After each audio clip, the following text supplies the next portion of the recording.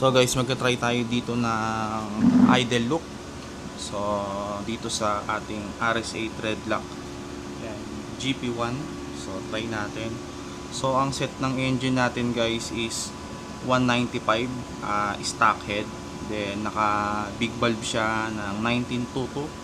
So 63 mm na black na JBT, and then naka TSMP tayo na +4. Tapos yan, naka ano tayo, CRP na 34 mm na throttle body, racer na injector, and then Mini X.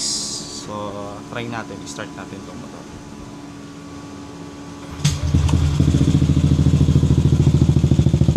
So guys, ayan yung normal nya, normal na idle. So try natin yung sa idle loop. Ay, nag-on, no? Teka, hindi ko pala na-off kanina. So, ayan yung normal. So try natin yung idle loop.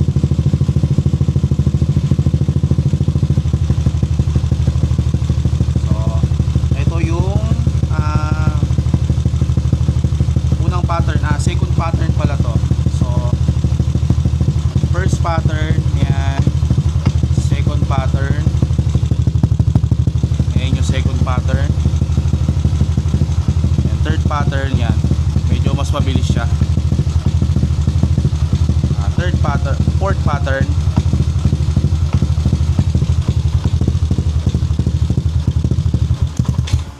so yun, namatay. So try natin yung 5, then start ulit natin.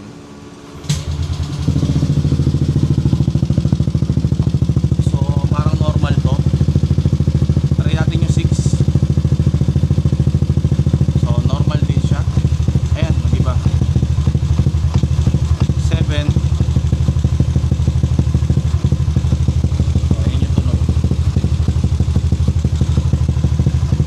So try natin yung 8. 9.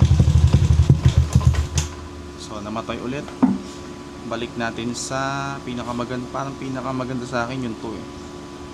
Yan, start ulit natin.